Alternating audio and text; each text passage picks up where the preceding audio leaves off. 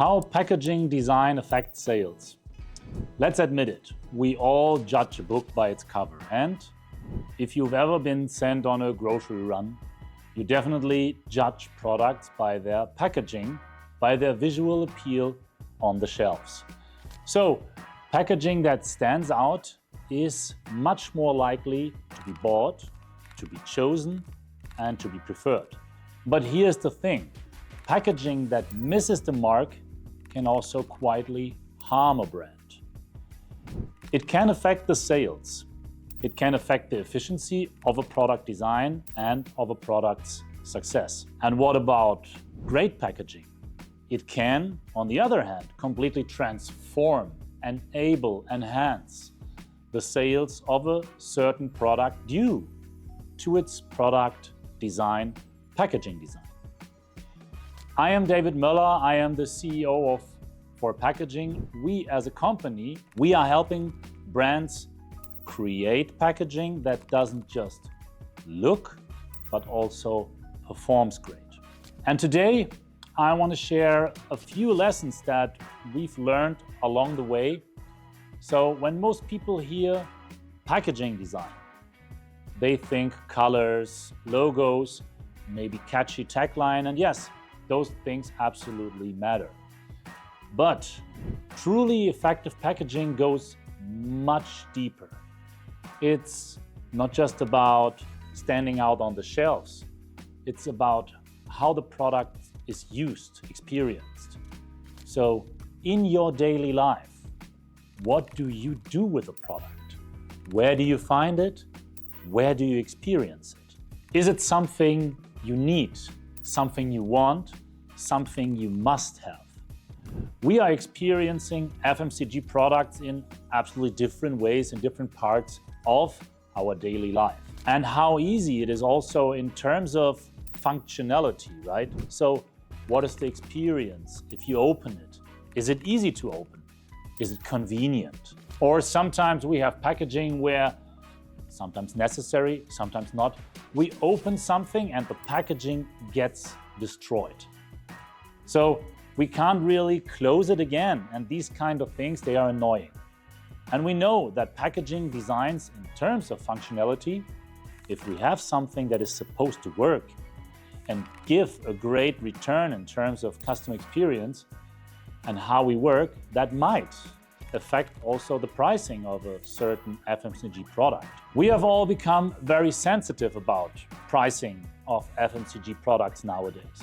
So we might pick discount products, which doesn't say that the product itself is worse, but maybe in terms of packaging, the functionality, there are some downsides because somewhere, obviously, you need to save money, right? Then, in terms of transport, if that's something you have on you for travels, let's say, or on business trips, how convenient is it in terms of traveling portable? How portable is it?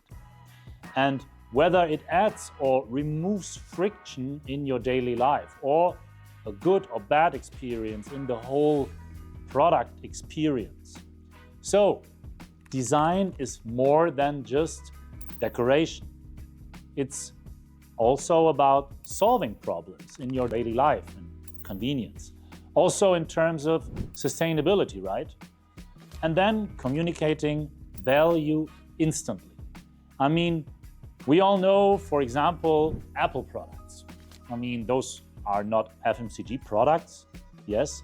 But anyway, we all know the experience, the packaging, the whole unboxing experience already creates the perception of this must be a high value product.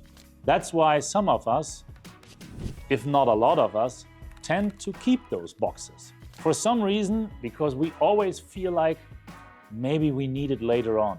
Maybe we're going to sell it later on because those products still have value when we want to buy a new product, when we need to buy a new generation of this product. So there's a lot of reasons why we value this packaging. And just making the whole experience using the product, so also FMCG products, smoother, simpler, and better. And here's the part many underestimate.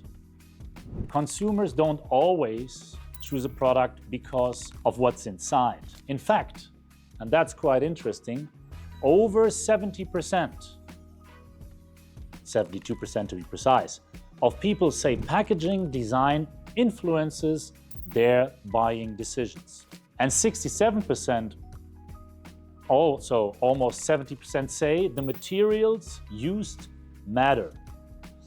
And over half, slightly above 50%, have switched brands in their life already because of packaging. So, because of the substrate, the material, or the design. And isn't that interesting, right? We are not talking about minorities. We are often talking about the majority of us choosing their FMCG products because of packaging design and because of the material, the substrate. To show you how powerful that can be, let me share one real-world example where packaging made all the difference. For example, let's pick Heinz ketchup. I think you all know that. Their glass ketchup bottle was a household icon. But anyone who used it knows how frustrating it could be. You'd shake it, tap it, sometimes even grab a knife just to get the ketchup out of the bottle. At the beginning, quite convenient, but you always felt like you were missing out on value because you weren't getting all out of it, right? Just the experience of how to use it, we always felt like that could be improved, that could be better. So, in 2002, Heinz introduced a new upside-down squeezable bottle with a clean cap and ergonomic shape. Same ketchup, just more convenient and easier to use. Again, with the bottle, sometimes you felt like, what do I need to do to get ketchup on my fries or spaghetti or whatever? And sometimes you shake it and you feel like, well, I didn't need that much. They solved that in terms of functionality. And the response of the consumer was quite interesting and overwhelmingly positive. It became their top-selling format, earning the highest approval scores in their brand history. A simple packaging change in terms of the material and also the functionality solved the pain for the consumer, made it more convenient, and all of a sudden created Heinz in terms of ketchup as the dominant force in the market. So this example gives you an idea of that packaging isn't just the appearance, it's also about the experience. So what can we learn from all this? Great packaging isn't just about color and creativity, it's about emotion, the empathy that people have with the brand, understanding the user, anticipating their needs, making their experience with your product better, not worse. Ask yourself as a brand, is our packaging adding friction or removing it in terms of the customer experience? Is it helping our consumer enjoy our product? Or is it making it harder to access? Because the truth is, people don't just buy products, they buy the experience of using it in their daily lives. And packaging is a huge part of it. Do you have a packaging change lately in mind that didn't go so well or did great? Then please share it in the comments. I'm more than interested to hear if there is any current examples, real-world examples of good or bad moves, initiatives of brands. And I hope this gives you something to think about, to understand what packaging actually does and how important it is. Feel free to pass it along to your colleagues, friends, or brands, or maybe new colleagues trying to understand how important packaging actually is.